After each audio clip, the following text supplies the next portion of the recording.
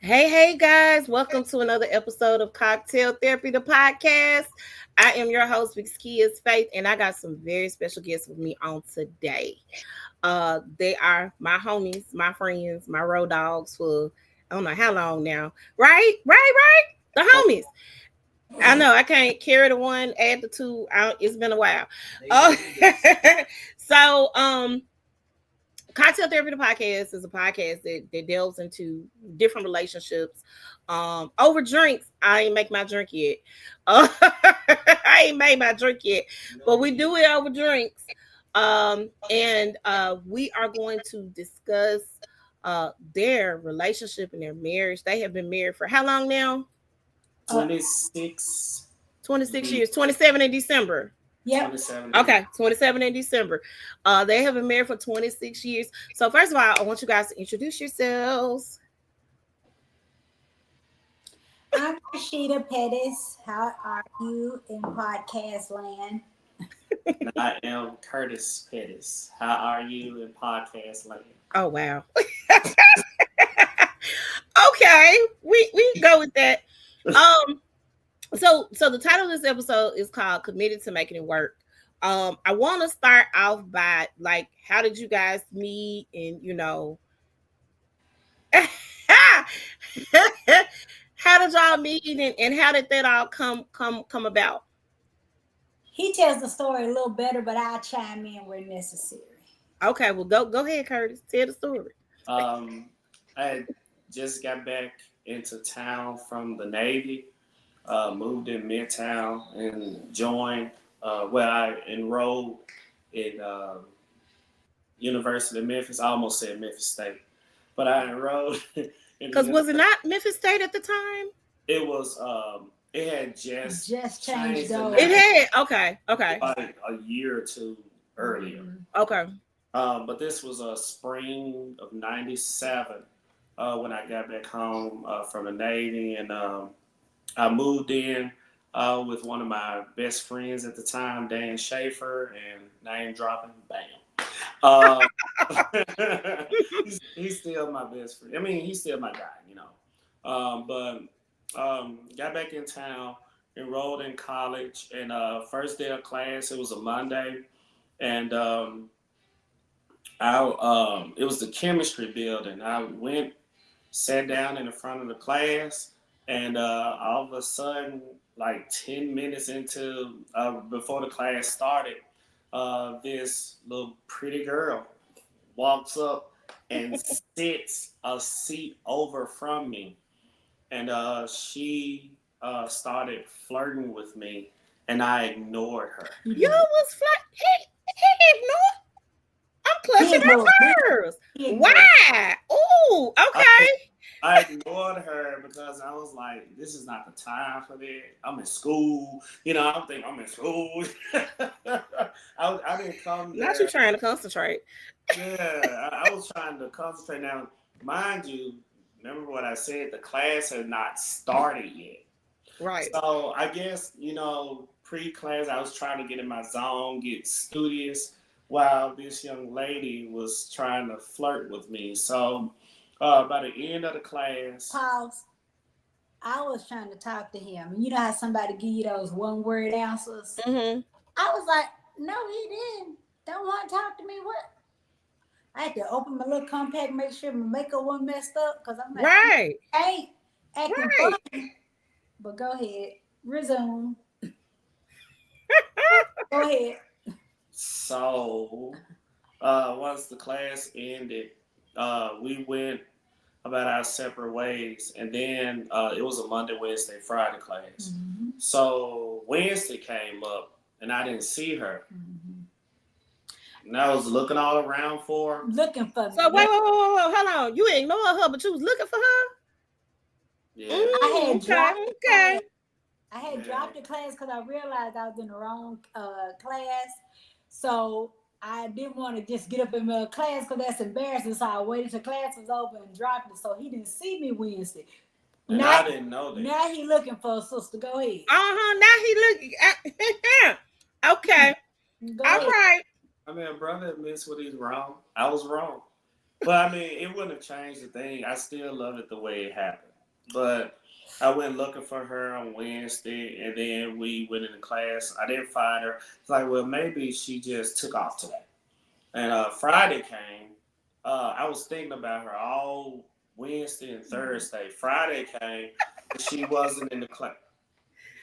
I'm sorry, I'm looking at Rasheda. Go Thinking ahead. about me. Thinking about me. She Go wasn't ahead. in the class again.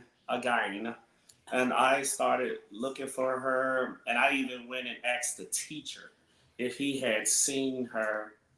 And I didn't know her name.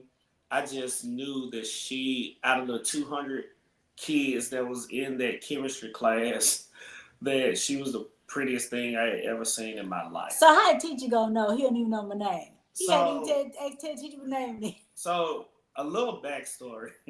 You have to understand, I had just turned 18 at the time, and she had just turned 19. Mm-hmm. So, as I was growing up, I had always been attracted to fair skinned women, but they had never been attracted to me. They always put me in the friend zone. So, I'm thinking that when You she ain't get was, put in the friend zone again. man, you get it. So, I'm used to dating a sister, like darker than me. Right. But but it was okay. So when she ended up flirting with me, I didn't even think twice about it. I'm just thinking, hell, but yeah. So that's where we first met and laid eyes on each other, and then we didn't see each other for like 2 months. That broke me. I figured out then that she probably dropped the class because I didn't see her the next 2 weeks following our initial encounter, and but I ended up running into her in the English building, and she was with her best friend Mimi Smith, and name drop, and they still Dropping best. all these names. I mean, they're still best friends to this day. Yeah. And because they grew up together since We've kindergarten. been friends since we was 5 years old. Yeah. Oh. So they were in the English building, and I just so happened to walk in, and Rashida was standing there talking to somebody, and I was like, "Oh my God, there she is!" And I was just looking at her, and she started talking to me, and I started talking to her, and it was just casual conversation, but it was so casual. I remember what we said, and I remember still to this day the clothes that she had. She had on a plaid, a brown and green skirt, and a green crop sweater, and she Okay, was crop. the prettiest thing I had ever seen in my life. And I was so enamored by her that I was walking to my classroom and ran smack into the wall because I was turned around looking at her walk away from me while I was walking away from her, but I wasn't looking forward. I was looking behind me and smack ran into a wall. Oh wow. She Did like you see him run into the wall? I didn't see it. I she didn't didn't see see it. it. I told her about it though. I would have been so embarrassed if she saw that because I was so smitten by her. Um, then we both ended up being in summer school, Yeah. and during the time, it was a young lady that was so it was a young lady that was flirting with me, and I didn't know. University of Memphis, 20,000 students. I didn't know that she knew her. Oh wow.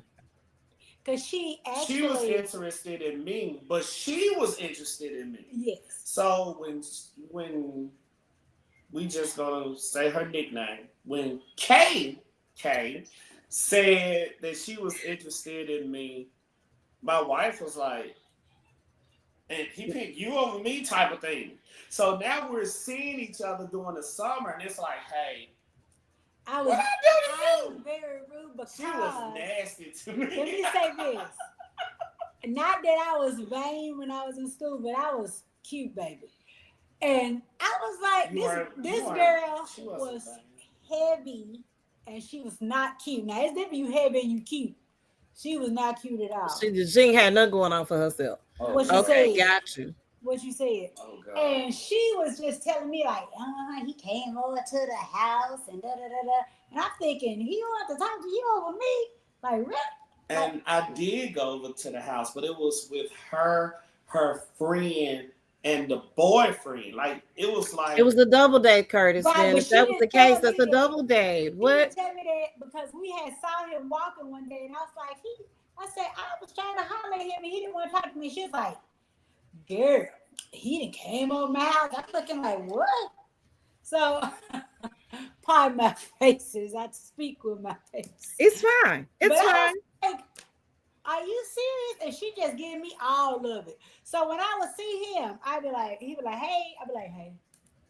Like I was so, You I high was, and bad him. I was over it by that point. I was like, like that. Like you know what I do? Be trying to talk to me, and he don't want to talk to me. Like okay, that's how I feel. But go ahead, resume. Just look on your face. so. She treated me poorly over something that she could have just asked me about, but she chose to take the word over somebody that she knew that liked me and took it as gospel. I didn't know she liked that. I thought she said You didn't know she she liked said me. you liked her. That's what she said. And she said you was over her house and you was doing this and that and the other. And I'm looking at like, what? I wasn't doing nothing.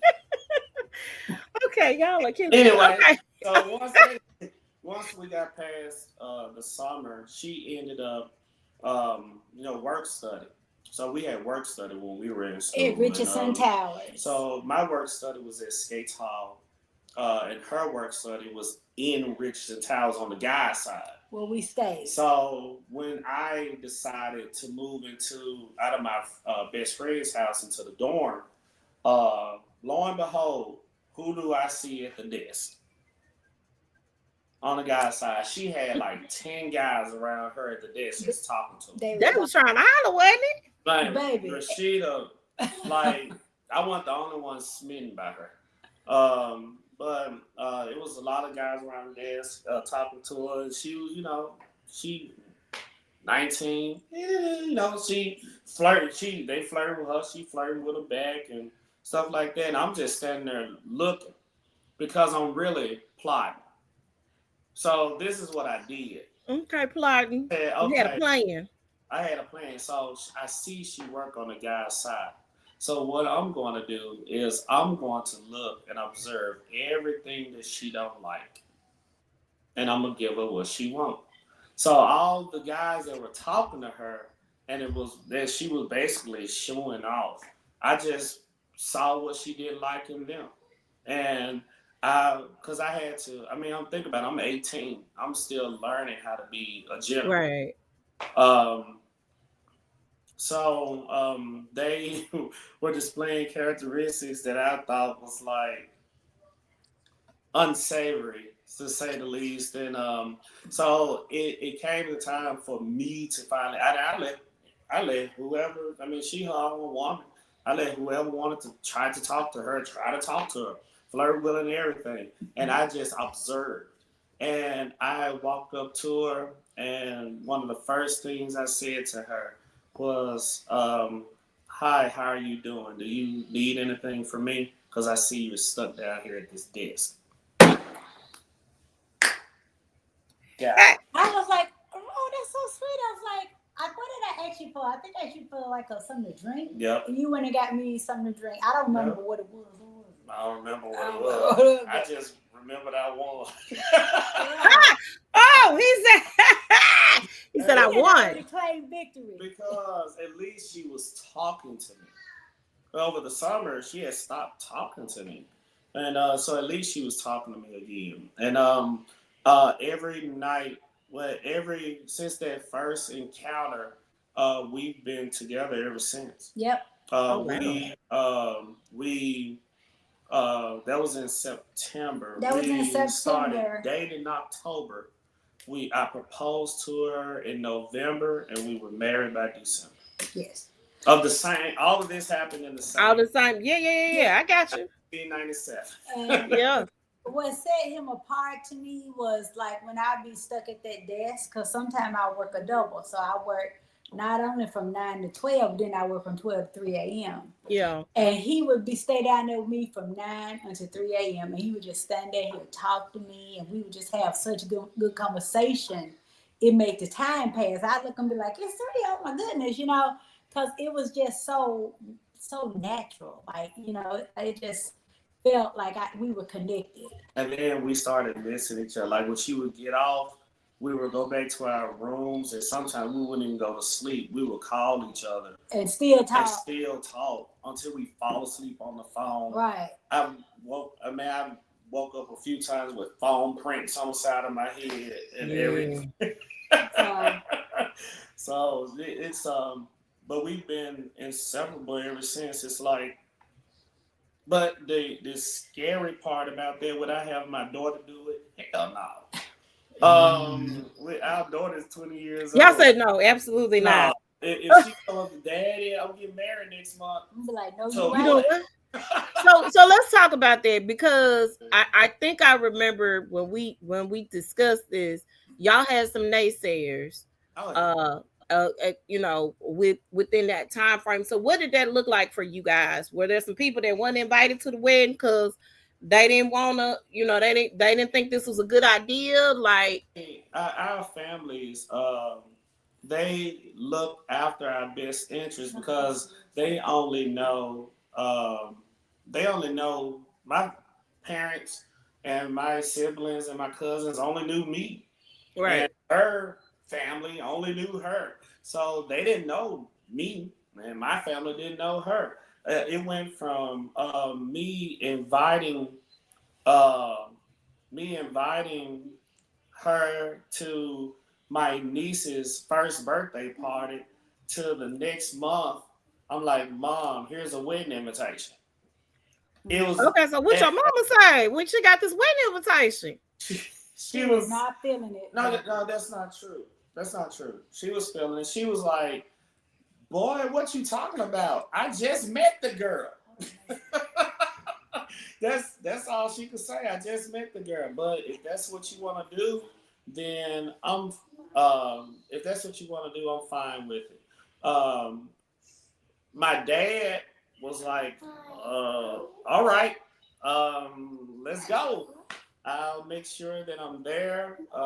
Because I wanted my dad to be my best man, and so he was. Sorry, Rasheda is tending to Mason. Sorry. That's But fine. um, but my parents were fine. Unfortunately, Rashida's father was in California at the time, Oh and wow. he knew nothing about it. And her mom is deceased, and been deceased Right. since she was 10. So it was harder for her because she had to tell her sister mamas. So both of she has two older sisters, one that's 19 years older than her and one Yeah. that's 20 years older than her. Yeah. They act like mamas. So And they were not pleased. actually, but one of them my sister Rhonda was like, she'll go with the flow type. She's like, Yeah. You sure about that? Okay, like that. But my other sister was like, you're gonna ruin your life. You don't know him, like you don't know. And she's like, where he come from? And when I told her, he came to play, but oh my God, she just had like that's not a good idea. And then she started trying to bribe me not to get married. So yeah. So she bargained with it. So if I put you up in this apartment, will you not marry buy him you a and buy car? you a car? Oh yeah. Oh yeah. Ooh. Oh yeah. I know. So I was like, when she said, I was like, what? No, I'm like, can you do that and still I get married? Like, Right. but she didn't do that.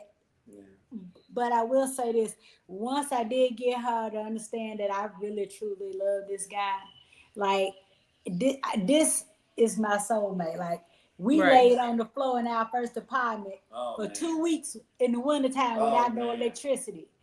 During the day, we would walk over to his mama's house, over there in Claiborne home. And then we'll come back home after it start getting dark. We'll ride the bus. Sometimes we didn't have money to ride the bus because we was broke college students and we would walk.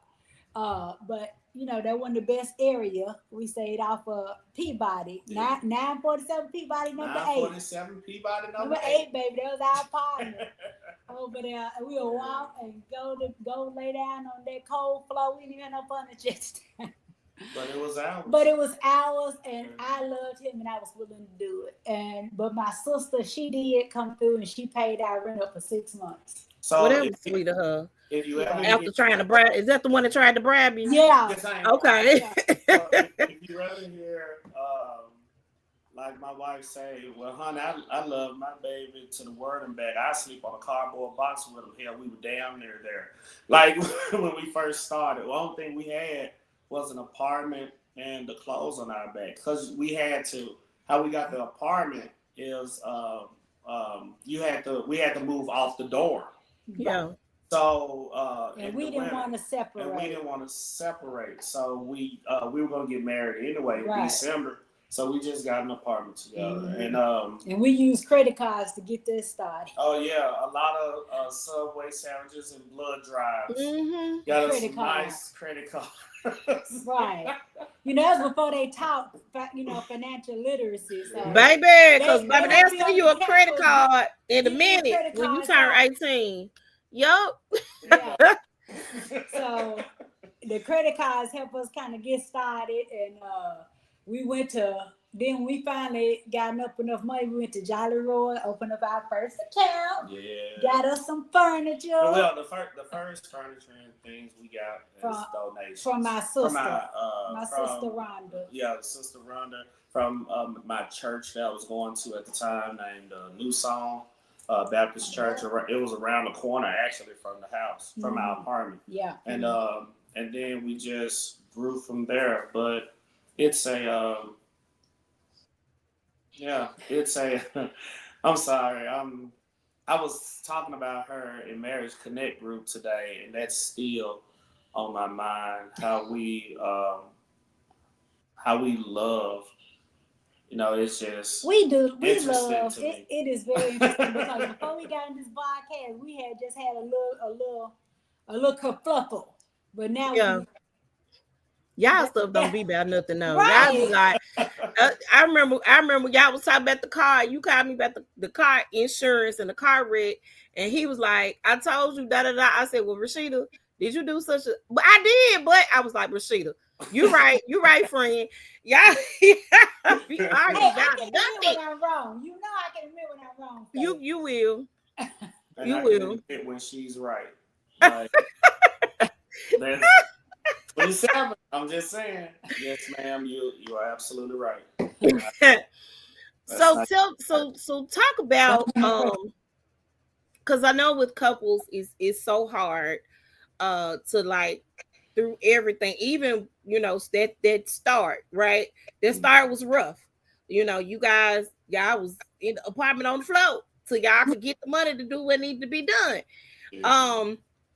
But talk about like some of the ups and downs, because a lot of couples, they, one little wrong thing happened and they don't want to talk it out. They don't want to work it out. They don't want to deal with whatever their situation. I mean, I see a lot of that, and it's really crazy. It's a lot of group chats I want to exit out of in real life because people, post all their stuff on the media of social, and we be like, okay, so we talk about some of the things. Y'all don't have to go into deep detail about anything personal, but just some of the things that you guys have had to overcome as a couple, and how working together and just being committed to your relationship has gotten y'all through those things.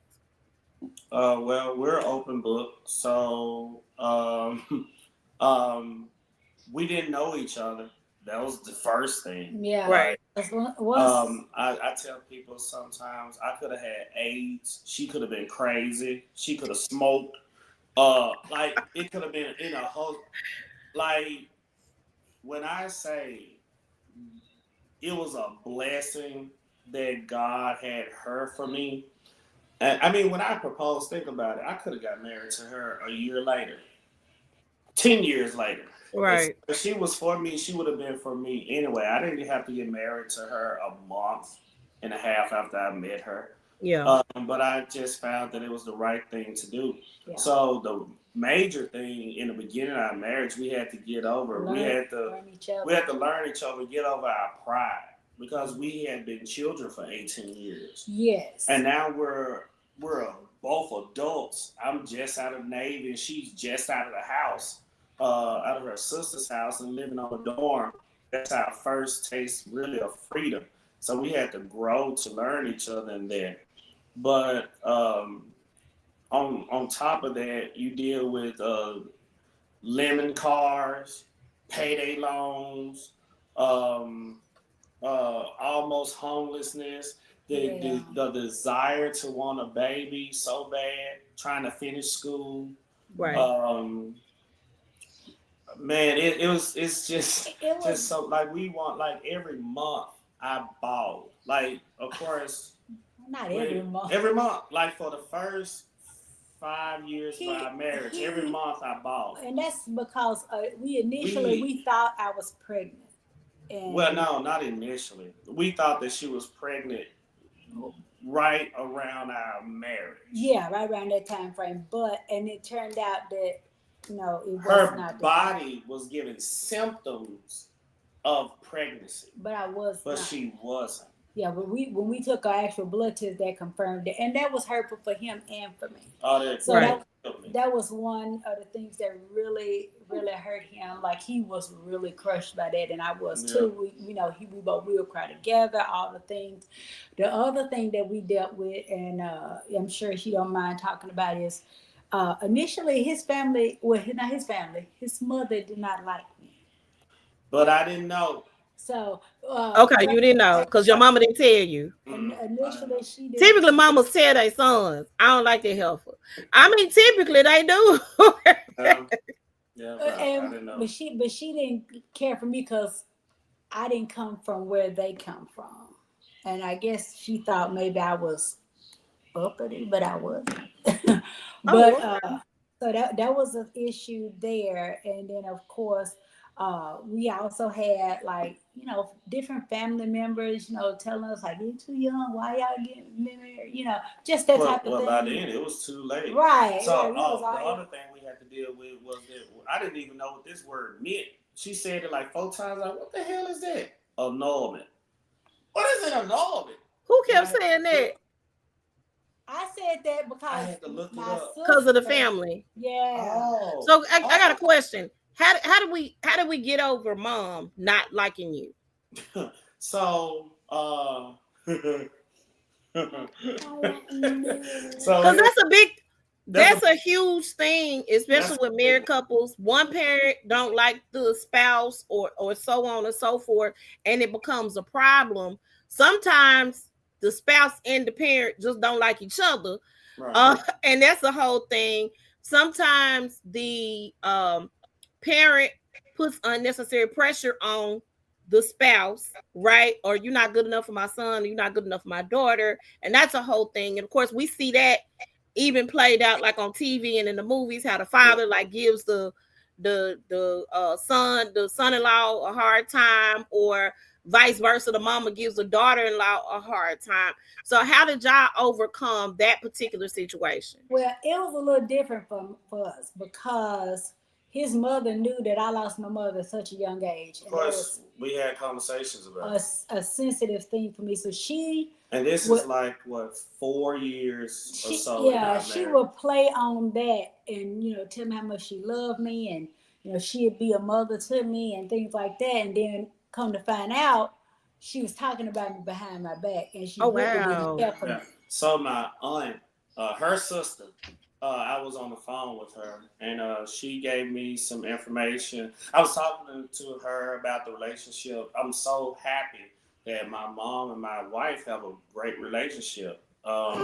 And I don't know if she did it to be messy. I don't know if she did tell me the truth, because she loves me too. That's my aunt. But she was like, Pancho is my... Okay, but I'm going to call you there from here on out. Just we have our street names, our nicknames. But she was like, Pancho, your mama don't like your wife.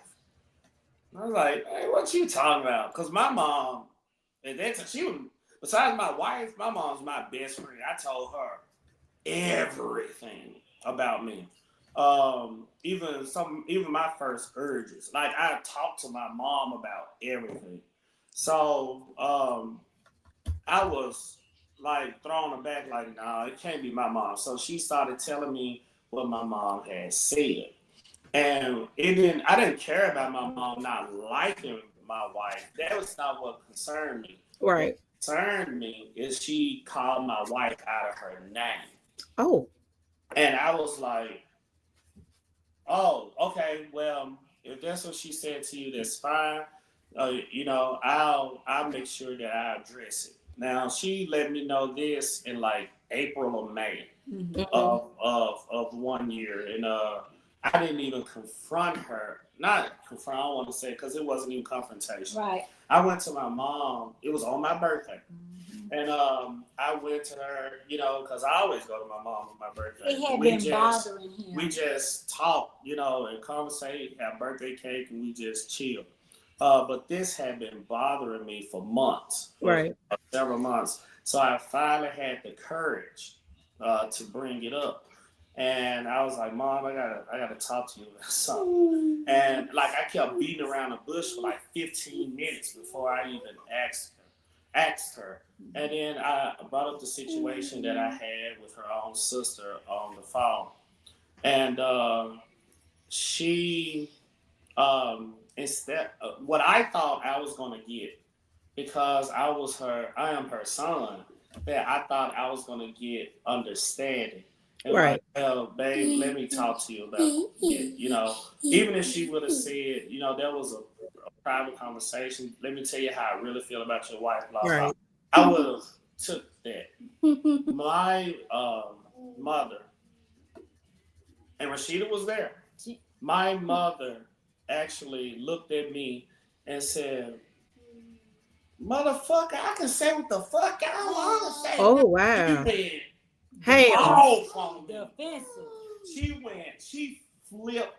And I'm sorry for cuss. Can we cuss? No, you're fine. We That's can, yes, we can curse. Yes. what she said, and I was like, He was, it blew my. I wasn't even, because if I would have expected that, Expected that from your mom. I would have never talked to her about it. If I knew that was going to happen, I would have never had talked to her.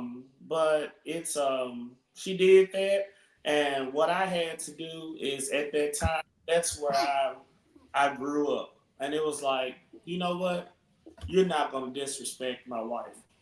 Period. I couldn't believe it, So but he stood up for me. I cut it off He went right back there. off on it. And I cut it off right there, because if you can do it, so can I. And he did it too. Yes, and I was like, what the? Right, but I did it. Um, I foolish with my mother. Of course I was, and I felt at the time I reciprocated. I matched her energy.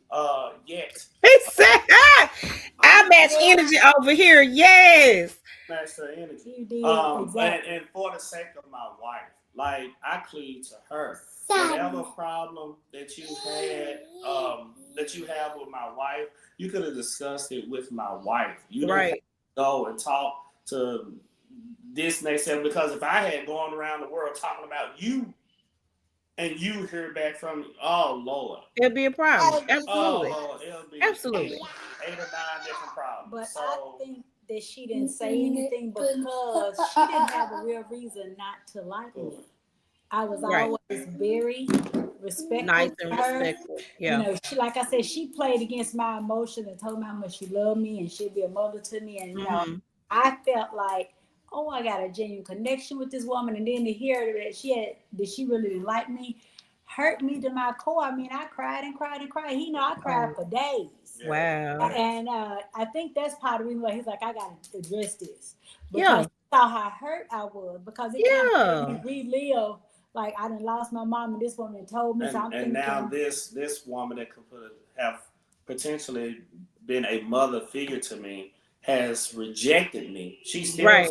my mother in Absolutely. love, but she's rejected me potentially behind my back, and it's like it when I saw that it was leading her to like near depression. It was time for me to. I had to do it out of grace, but try to figure out what's going on so I can give my wife some resolve because I see Yeah. she wasn't letting it go. And Absolutely. she And just I didn't do like it. me because I wasn't from their neighborhood. I wasn't. What set But you claim food? Like, I mean, that's what she was on. Basically, Oh, yeah. but it's I learned like on that day is to defend my wife at all costs because people are going to try to take advantage of her sweetness and her sincerity.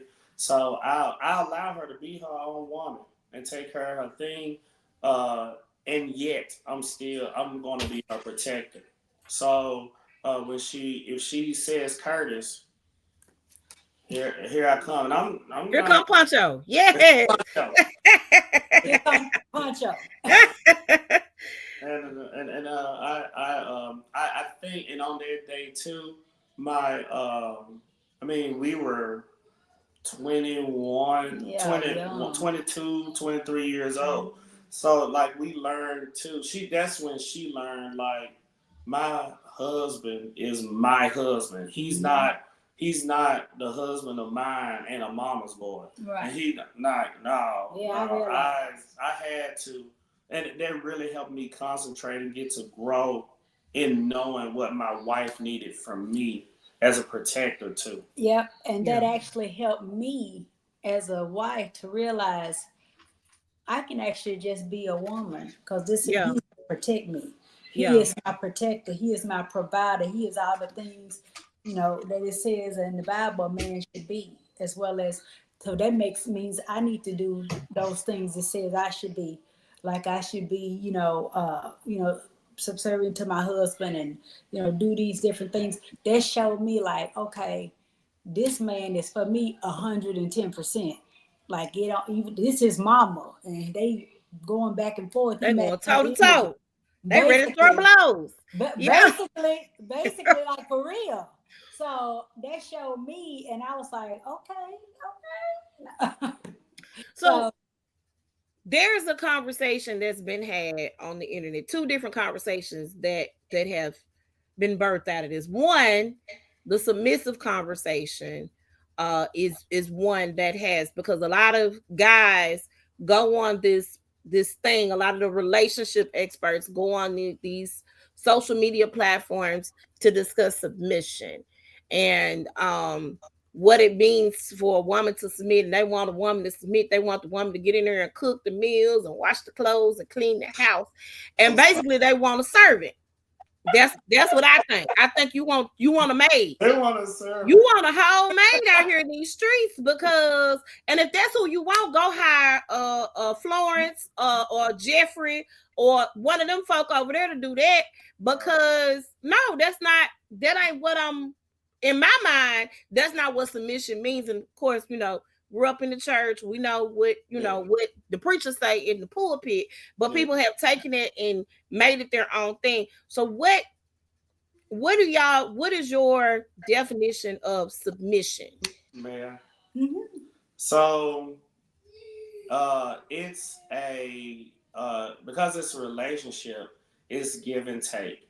There is no way in the world that Rashida is able to submit to me if she don't see that I love her first.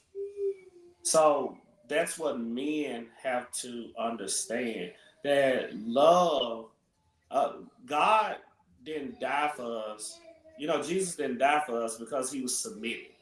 He Right, died for us because he loved us. right. And this is supposed to be my friend. So my Bible says if like dying for a friend is like ultimate love. That's why he died for us, Your because best he Yeah, friend. considered us friends. Like if anything, I have to do my part. And my part is loving men should talk more about that instead of the submission is something that it's kind of like it's gonna come right if they're doing their part. It's kind of like talking about the gas and not talking about the car. Like, why would I talk about gas? Man, I got the premium gasoline, but you ain't got no car. You don't have no car. You ain't got no car. Why you going? You ain't got the car in which to put the premium gasoline in. Right. Right. So it's I mean, submission is fuel, and love is the vehicle. Like how, like I have to, I in order for me to get a submissive wife, I like you have to be able to sacrifice oneself. Name tequila. And love and submit. Love. Sorry, I had to get it. He got up. I needed my drink. Okay, go ahead. You have to submit. You have to submit yourself first. And along our journey, because we were so young, like I learned how to love myself along the way. And one thing I've never done is I've always wanted reciprocated love. I've never wanted submission from her. It came natural to Rasheda because she saw that I'm willing to sacrifice and submit to what she needs as well because I love her. So because she used that as a tool to say, okay, let me address some of the other needs that you have, right, and put that under the submission category. But my wife, well, the wife of me, Rasheda, she doesn't do things really like she said it a few moments ago, but we do most of our things out of partnership. I don't think it's more so that she's submitting to what Curtis need or what right. and I I truly believe that if somebody on the outside looking in may look at it as submission, but I think we have a better understanding. Like, you my girl, you my best friend, and I'm doing it because you my girl and you my Right. best friend. Yeah. And she does things for me because I'm her best friend, and Yeah. I don't understand if that's what submission is, but I do know that I love her, and that's going to trump submission any day of the week. Absolutely. Because it does say, husbands, love your wives as Christ loved the church. That means I got to be willing to die for her. Yeah. She don't have to be willing to die for me. The only thing he asks her to do is submit. I have to be able to die for her. Yeah. So if they want to get bold and on a high horse, death is great. Yeah, and I've always looked at it as a two-way street. I looked at it as a partnership. A lot of people think relationships, in my opinion, is like a dictatorship, right? Like, I'm the man and the wife is the woman supposed to follow me. And they do that in regular relationships where ain't no ring involved. You ain't talking about no ring. We ain't talking about marriage. We not trying to merge nothing together. You trying to get somebody to submit to you. And I'm like, nah, dog, pause, because now. Cause what I'm submitting to. The other thing I think submission takes is vision, right? Yeah. I have to know what the vision of the family is in order to submit. And if you are a man that has no vision for our family and how our family can work or need to work, then what you want? What am I submitting to? That's always what I said. What? Tell me what I'm submitting to, so I can follow along to that plan for the family. The other aspect of that too is that a lot of guys think that the decisions that are made for the family the buck stops with them, in opposed to you having a partner, because there are certain areas that I feel when I see couples, anybody, I'm good in this area, you're good in that area. I might be ready to pop off, and you might be, hey, babe, we ain't got bail money this month, so we might not need to pop out. You know, things like that. Right. Reason, right? Yeah. So it's certain things that I think it takes, and I think a lot of people don't want to actually put in the work to do that, right? The other aspect of that conversation that we just had in reference to parents is we see a lot of this on the internet, and this is a question. about family versus your relationship. Um, a lot of times guys have a hard time choosing between mama and wife. I see that a lot. I don't necessarily see that as a conversation between daughter and father, but I do see mama and wife always Yeah, I've seen it. wrapping it out. Now, of course, the father-in-law may give the son-in-law a hard time in certain instances, but Mm. for the most part, I see a lot of that mama and the wife duking it out, having a problem, bumping heads for whatever reason. Um, and the question has been across the board. They constantly ask who's wrong, the mama or the wife. And whereas I think that we should always respect our elders and deal with our parents and take care, like, my I have already, said, I already know, because I know my sister and brother is not going. I already know that something happened to my mama and my mama need a place to stay. She gonna have to stay with me, so I'm gonna have to have a mother-in-law suite or something. I have more than 2 3 bedrooms in the house, because as the children grow they get out my house. But I'm gonna have to have some space for my mom to make sure she's straight and she's taken care of, in my mind. And now that she's getting ready to get married herself, it's gonna be okay. Well, mom and her husband, something happens, they need to come somewhere to stay.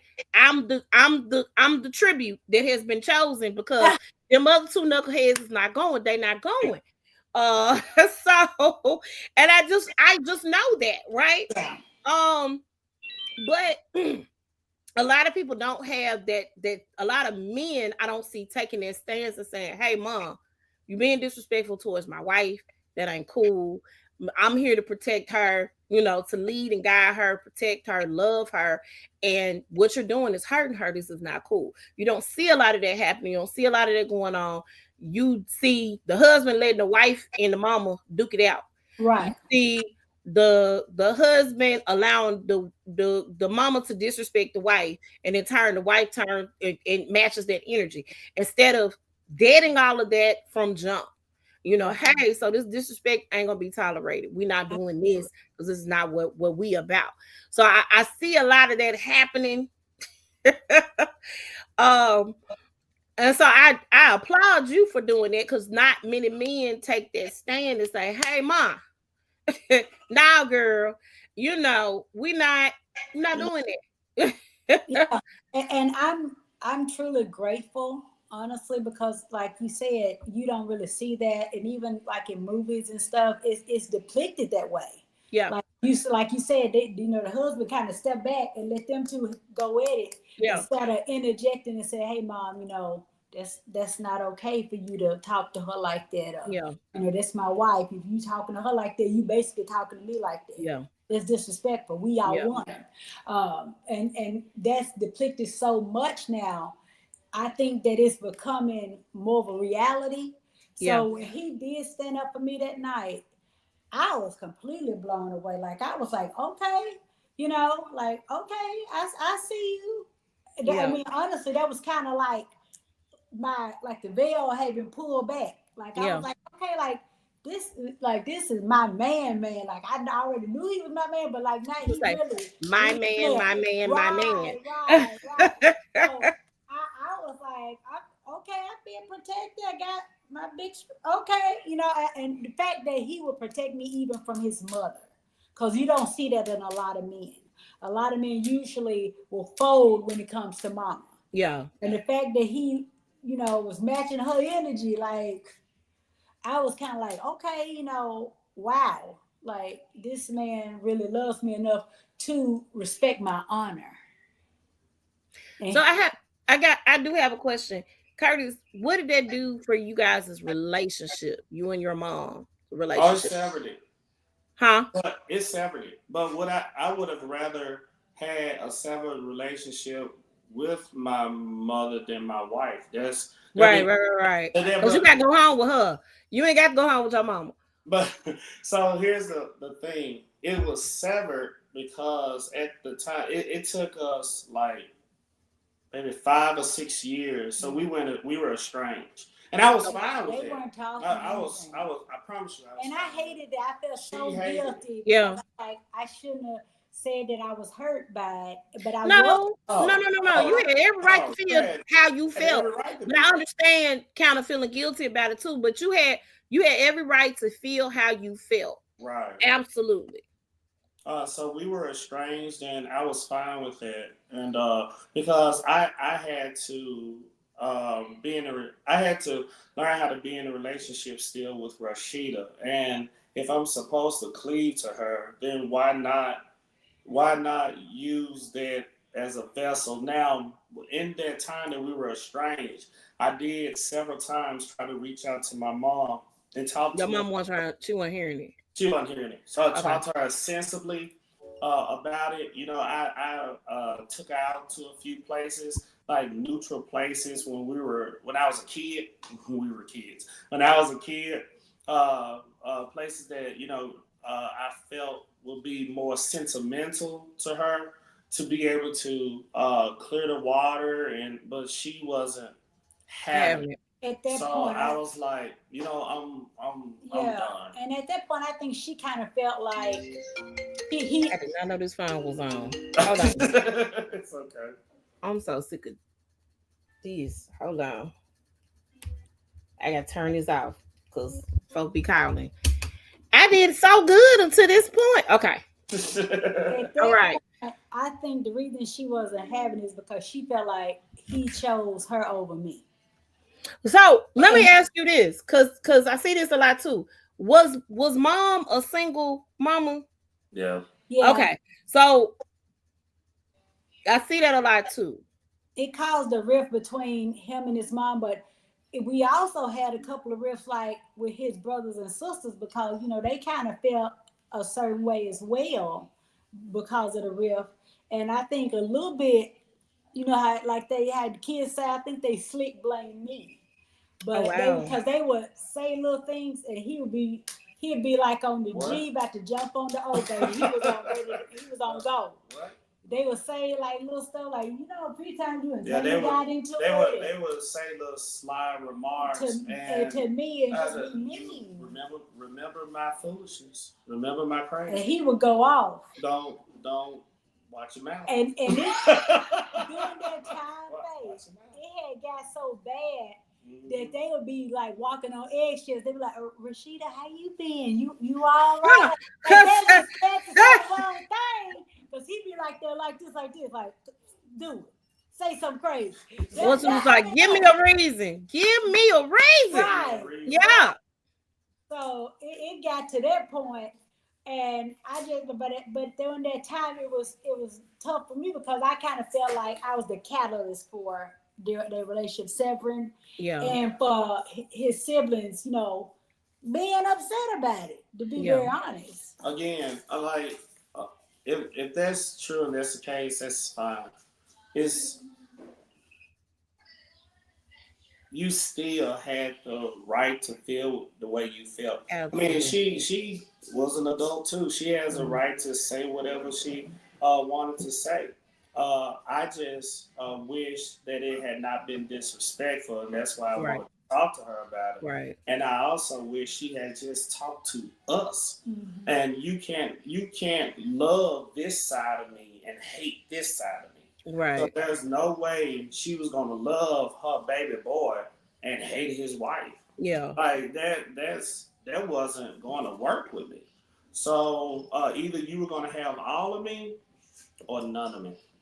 And I can't even remember like it really like it estranged us so that like 2 years later we had Shrimp, Kirsten, our daughter. And she wasn't there. Wasn't Oh wow. Because I didn't want that energy in the room. Yeah. Like we're good. And I wanted her in the room initially because like I said, I didn't have a mother. Mom, yeah. And I, it would have been nice having a mother-in-law there to hold my hand as well. But she. Mm-mm. Yeah. So it's it didn't really. The only thing that hurt me about it was that you're out of that relationship. So Yeah. you put so much time. I mean, that was my mom, so I It was your put mama. It ain't 22 even years. time. She birthed you, baby. I put 22 years in it by that point, and so you lose a relationship that's 22 years old. So that part hurts. But when it comes to making sure that she was okay, I mean, I had only known her 3 4 years at the time. I knew my mom 22 years, Yeah. 23 years. Yeah. Yet that's my ace. Mm-hmm. It just like if I had a stepdaddy to come in, she would want me to respect him as being my father. Like Yeah. no matter how long I knew him, she would Yeah. want me to. There are The certain same respect. Yeah. there were certain things I will or won't be able to do for this individual. So my wife deserved the same thing. I hated that. I hated more so because I tried to even smooth it out when I originally talked to my wife about it. When I originally talked to Rasheda about it, she was devastated. But over the time that it took me to talk to my mom about it, I kept trying to smooth it over because I still couldn't believe that. That y'all had the riff. Right. So I Yeah. was like, man, this. I mean, that's my mom. I don't even believe she said that this, that, and the other, but she believed it. She believed it. And her thing was, why would my aunt lie to me? And I was like, well, you right, but it's gonna be okay. You know how you say those, you feel. Mm-hmm. Mm-hmm. And but that wasn't that praying about it. No, it wasn't working. It wasn't working. So Cause you gotta nip it in the bud at that point. You at gotta nip that it point, I in was the like, bud, okay, regardless. you're right. I was Yeah. like, I gotta do something about it. So I said, hey, the best thing to do is just have this scary conversation with my mom, and yeah, it became more than I could handle in a moment. Yeah. Until I handled it. Yeah. Yeah. Absolutely. Um. So a lot of people, a friend of mine and I were having a debate. And neither one of us are married, but neither one of us are married. But we were having this debate in reference to the biggest cause of divorce. Um, and we talk. I know y'all ain't thinking about that. I want your opinion on it because I know y'all ain't getting no divorce. But a lot of people say that finances is like the biggest thing or the biggest cause of divorce, and I understand that. But what my argument to her was, because she was like, well, the statistics say blah blah blah blah, and I was like, forget them statistics. That's why you take vows. That's why when you sit up in front of the preacher and all them folk that you done paid 15, 20, $25 a plate for to eat at your wedding, you take those vows, and in those vows it says sickness and in health, rich or for poor, for better or worse, to death do us part. And so my argument to her was that people don't take their wedding vows seriously, uh, because they can say those wedding vows and exchange it, and we have personally seen situations where all that went out the window when it was the end. Y'all, we both we all know people that we've seen that situation happen, and they didn't kick the person to the curb. So what has that, in again, not, y'all don't have to go into anything deeper personal if y'all don't want to, but what do y'all think? I have to say that, I have to use it as a caveat because I know. What do you say to people who, because finances have fallen apart, or because somebody got sick, or because whatever that situation happened, and it kind of caused a rift in it? It could have been the death of a child. It could have been the children just ain't doing what I need them to do, and our parenting styles are different. What do you say to those couples that are struggling with um certain things, those things that may cause a rift? Well, from my perspective, I believe that you have to first, of course, have understanding. You have to try to see things from your partner's perspective, see what they're going through. And then, of course, y'all can actually sit down and talk it out. And then you have to also, it's give and take. You have to give some to get some. So you have to try to figure out the best way to handle the situation where you meet their needs as well as your own needs, and y'all can kind of meet in the middle. Me and Curtis have a saying that we joke about, like, you got two options, either me and you or me and you. Which one you gonna pick? Like, cause ain't nobody going nowhere, ain't nobody divorced. She said, Right. Oh, I said it wrong. What it's I me say? or you or you or me. Oh. Well, hold on. Say it again, Curtis. I ain't hear you. It's either me and you or you and me. Okay. That's how I joke. Like, yeah, Okay. you ain't nobody going nowhere like this. Right. We in this. But I feel like you have to have compromise. That's the biggest thing that messes couples up, because they feel like I'm right on this, and they don't want to back down. Like, you gonna do this because this is how it should be, and then the other person may feel like, no, that ain't how it should be. It should be like this. Nobody wants to compromise, and then that causes a rift in your relationship. Yeah. And then, and put the Bible in it. Once you get that rift, it's gonna grow. The devil gonna get in there, and it's gonna grow. It's gonna get bigger and bigger and bigger until, y'all are talking about the D word. So that's what I think. I've seen it in a lot of couples, a lot of the same couples that was told us that we were crazy for getting married as young as we did. They not even with their person no more. They ain't Mm. got divorced. Right? Mm. They snaps for the founders on that one. Right. So, Mm. those same people, I can look back now and be like, honey, I've been married 27 years, coming up like, you got divorced 10 years ago. What you got to say, whatever. So that's what I feel. I feel compromised, but we want a man's perspective also. With me, it's a little bit. So those four things that you said, Faith, uh, um, bad finances, loss of a child, kids won't do what you need them to do, or sickness, like hell. or in sickness. We've done them all. We've been there all. We've experienced every single one of those in 26 years. Of course, we have. The one thing, and we brought up. No, I brought up the D word. I brought up divorce. Like 3 years ago. No, maybe 4 years ago. It's 4 years ago. 4 or 5 years ago. No, he's 7. It was 4 years. So probably about 4 years ago. And the reason why I brought it up, it had nothing to do with none of those other things. We had just had him. He was 1-2 years old. So it had nothing to do with all of those other things, because I knew those other things were trivial. Like, we can get through that.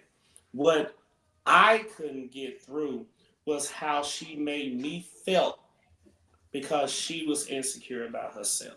That's true. That's Mm. true. And that drove me crazy, because you can only show, for people that can't see, my wife is like a $135 now. Right. Right.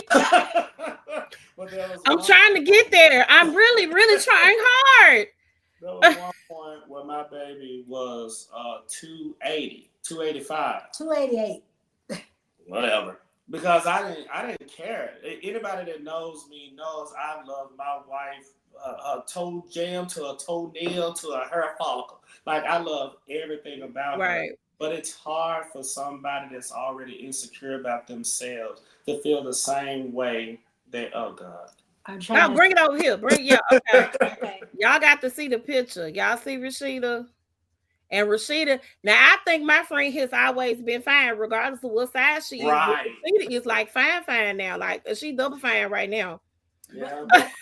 I was very insecure. Insecure. And that's her when she was pregnant with Mason. I wasn't pregnant with Mason on that picture. Actually, Mason was in the stroller. We was at Dave and Buster's. Oh, we were in Dave and Buster's. So I looked pregnant. I looked like I was 8 months pregnant, but I was not. Because you had just had the baby. And so, because she was like, I've always been enamored by my wife, but because she didn't love herself, that took toll on a our piece of relationship. me away, because I wanted her to just love herself and appreciate that. So it took. I brought it up twice because I just got tired of having the conversation over and over again. Right, that you are more than enough for me. You are more than enough for yourself. We just have to we have to just do the work, and we have to just do things differently for you to get what you need to be happy. Yeah. So that to me, it was more of an emotional disconnection Yeah. that I yearned for. Because I felt that we've always had an emotional connection, Right. and when she was going through that, I was pushing back. she was pushing away from me and pulling me at the same time, and I'm like, I can't work with a mixed signal. I'm not wired that way. I'm Right. God. So either you want me, I was black in my head. I was thinking about it in black and white. I wasn't thinking about it in gray. But once I saw gray, I saw her perspective, especially with, because by this time too, um, like the big after the D word, within a year the C word came up, cancer, and all of that was trivial then. Well, Yeah. Like I had I dropped all decided to lose the weight at that point after the D word. I was like, I gotta do something. I can't. Obviously, I'm having a hard time, So I had to make a decision to, do something about it to get the weight off, which I did. I had bariatric surgery, so I decided to go ahead and take the plunge, even though it was scary, and Right. I was scared, but I went ahead and did it because I had been on all the little forums and posts on Facebook for like about a year. And, so I read the good, the bad, and the ugly, of course, people's results and Oh, things by that. the way, the reason why I don't mean to, I'm sorry. Go The ahead. reason why she had the bariatric surgery is not because she couldn't work out. It's because she couldn't work out. She had also got diagnosed with an autoimmune disease called fibromyalgia, Yeah. which, which takes pain to a different level. So Another level. Yeah. she's always like right now she's in pain. She has on a heating blanket right now because she's in pain. Yeah. So that can be a caveat. We figured out from that diagnosis, she can't work. That's Right. wrong. Understandable. Yeah, But and to get that understanding too is key, because a lot of people, even though you said the word and she was like, hold on, wait a minute, pause, let me figure it out. There are Right, so many people who don't, first of all, have self-awareness at all. There are people who, not only that, they're so stuck in what they got going on to where they don't consider the other person. yeah, And then you got people who just walk away, period, because it's like, well, girl, listen, I don't know what you're gonna do, but I'm gonna go over here and do this. So mm. that was key, because even in that moment, y'all worked through that, yeah. right? Yeah, Yeah. yeah. I mean, everything is can be really resolved with a conversation. Well, a conversation and Just a conversation. understanding. Yeah. When I talked to him and said, I want to have the surgery, because I do want to feel better for myself. I don't want to be insecure. I do want to be a better wife to you. I want, all the things. Yeah. Intimacy, was wrapped up in that as well. All of those things, and that's important to a relationship as well. Intimacy is so important, especially in marriage. Right. So, And we are saying intimacy, not sex. right. So, Because There's a difference. with a cancer diagnosis, I still want to be able to be cuddled with my wife. You Yeah. know, when you going through cancer treatments, you ain't doing sex. But you still have to be like that's still like her touch is like everything to me. yeah, So me too. So I knew I had to do something. So when I sat down and talked to him, we had a conversation after the D word came up, and I was like, I've been looking at these groups, these bariatric groups. I really want to try for it, and we sat down, and we had like what we listened to, like a doctor talk about it. Like we had, how they had those little posts or Yeah. podcast things. Yeah. So I told myself, I really want to try this. You support me. He was like, absolutely. I'll be there for you. So, and he did. I went in. I had the surgery, and he was my caretaker after I got out of the surgery, and he helped me. And motivated me and all the things. And, I started losing weight. I started feeling better. I started hurting less. I didn't hurt as Yeah. bad because it was so bad. I was on an actual cane. Yeah, Like, she was Yeah. almost in a wheelchair. I was walking on the cane. Yeah. It was hard for me to step down off the curb.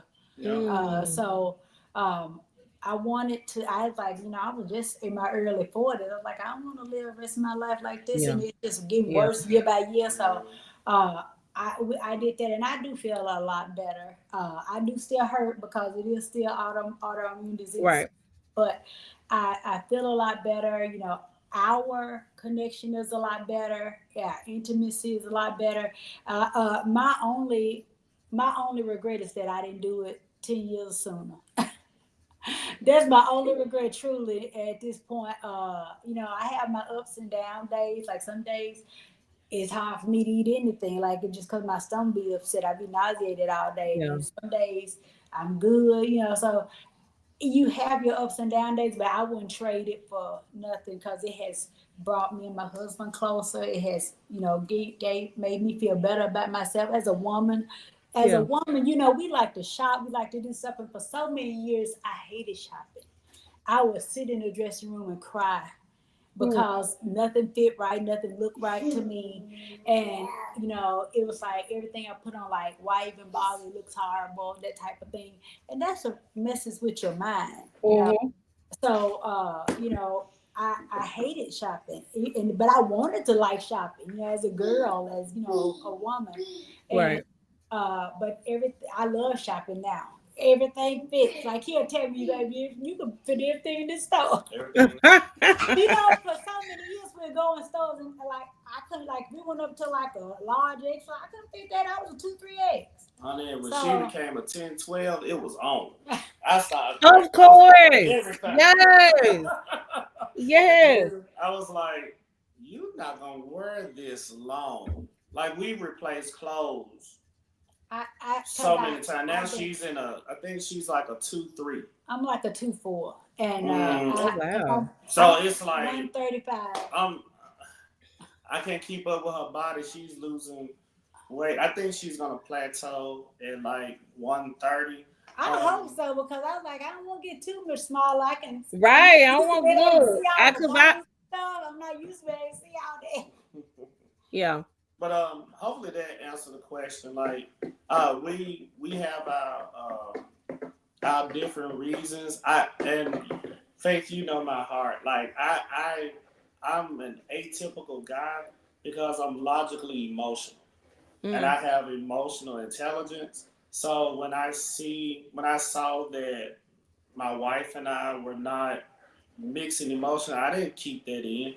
That was an immediate conversation. He told me, Yeah. Hey, Yeah. I don't like this. I don't like the way you look at me. I don't like the fact like she would read romance novels and not enact something on a brother or something. Like she would read the novels and I see them around the house. But she ain't doing none of the stuff. Like Right. that didn't make sense. Like stuff like that. it was didn't like make a sense to me. disconnect It was such a disconnect. So I was like, because okay. I didn't feel good in my own skin. So I didn't, Right. it was just a lot of insecurity. And like I said, that did take a toll on us because physical touch, that's one of his love languages. And different and what's the other one, baby? It's physical touch and Well, I'm physical. I love physical touch, and she loves words of admiration. yes. Okay. So and so with that, we read the five love languages, good book. But but I noticed that was our big disconnect, and I could tell that I wanted those words of admiration. So I was reading the romance novels, but I didn't feel romantic toward my husband because I didn't feel like I was attractive. Yeah. You see what I'm saying? So that when he told me that, I was like, okay, you gotta do something about this weight. For one, it's making you can barely walk. For two, marriage is about to be over. We had a conversation and understanding, and we came to an agreement as a couple. And he said he'd be there for me with that surgery, and he was. I lost the weight, and got, slim, and then next And thing you as she know, started losing the weight, she got diagnosed with cancer. It was Mm. like, yes, yes, and okay, he was let's there let's go, let's go. for me Oh yeah, because I was diagnosed with kidney cancer. yeah. So it was. I'm glad she decided to lose the weight because that's how we found the cancer. Yes, You know, that's Y'all another. so wouldn't have found it otherwise. no, Or it Yes, might have been too late by the it was time yeah y'all found because it. it was stage 1 kidney cancer, yeah, and I was like, man, the talk about grace, man. Lord, Like we made that decision God be on it. at an opportune time. So she wishes she had done it earlier. I don't.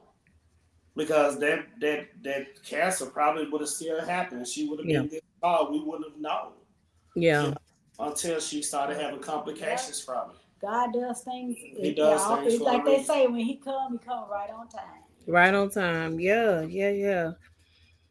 Um. So I wanna we wrapping this up. We went over our little hour. Sorry. Uh, Oh, it's fine. It's fine. We if, have a good if the conversation. I Lord love it. does, Right. well, So what do you guys what I want advice from each of you to anybody who is in a relationship that's either thinking about divorce or somebody who thinks that they might be at their end, or somebody that's just having a hard time in their relationship. What advice would you guys give to them? You want me to go first? sure. Yeah. Of course, it does depend on what the issue is. But to me, the top ones like finances, like we said, sickness, things like that. I would tell them, you took vows for a reason. You obviously love this person. You have to either come to a resolution, whether that's going to counseling, maybe y'all not seeing eye to eye right now, and y'all need like a mediator to help y'all see eye to eye. So I would say either go to counseling or, of course, prayer definitely changes things. Mm-hmm. But I would tell them, fight for your marriage. Your marriage is worth it, is what I would tell them. And we've counseled a number of couples and, helped them to stay together, which, to me, is kind of more, I think, our purpose of our marriage as well. To show people that just because you get married young, that don't mean your marriage ain't gonna go nowhere. Right. That don't mean you're not gonna be happy.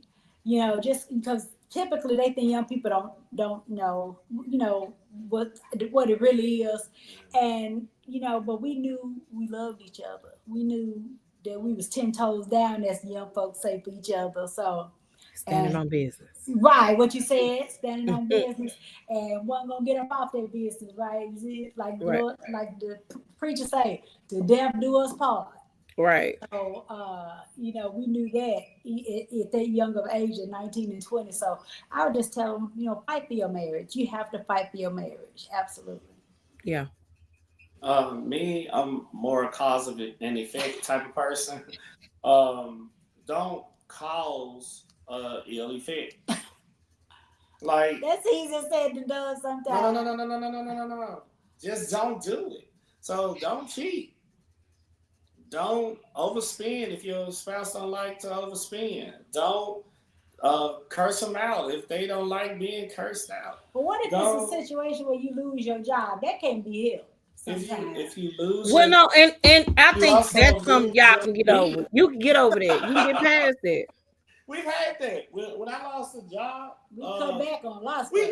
you cut like because that's a lifestyle. It's stuff.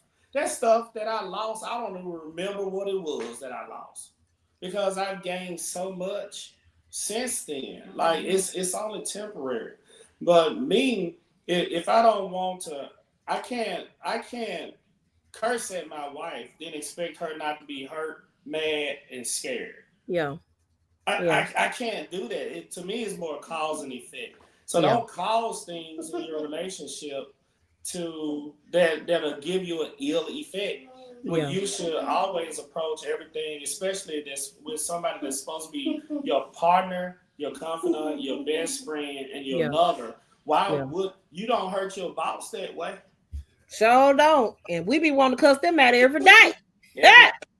every day. So why would I do it to somebody that I would treat somebody that doesn't love me with utmost respect, but the person that loved me, I treat him like a dog. Come on now, cause and effect, cause and effect. So to me, I'm not gonna in my head.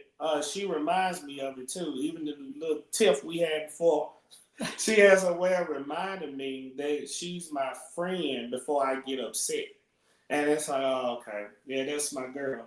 That's my best friend. So I'm not going to cause her any more pain that I'm able to handle. It's guys just have to be weary of that. Don't. I don't do things like I don't smoke, drink, or gamble on purpose because I don't want to be addicted to anything but her. So I do things that are going to benefit her more in our relationship than anything. So I don't cause her. I don't do things that cause her pain because I have to deal with her pain. Right. I don't do things that cause her to be angry because I got to deal with her being angry. Eventually, I got to smooth that over because I'm the head of the house, right? And she's looking for me to handle her emotional needs. Right.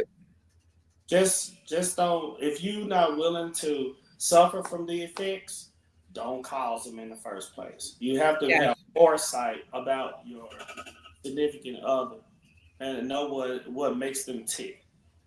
True. Got you. Well, thank you guys so much. I love this. I'm so glad you guys were able to come We on. should have done this in person. I haven't hugged you in like 2 years. Oh, yeah, it kind of It has. feels like I've seen you. I haven't seen Curtis. Yeah, because you was at the house and Charmaine came over you and yeah, Tia that was was here. like that was Oh no, that was earlier this year. earlier this year. That was earlier this year. It do seem like forever Man, though. it's We like- didn't It all get does. together. It does. It does. Um, so I thank you guys so much for coming on. You guys, make sure y'all go and follow the pages, Cocktail Therapy, the podcast. Go follow those pages. And look out for this episode. It's coming to a podcast platform near you. So make sure y'all check us out. Thank you guys for joining us. All right. Bye, y'all. Bye, babe. Bye bye. I'm not y'all.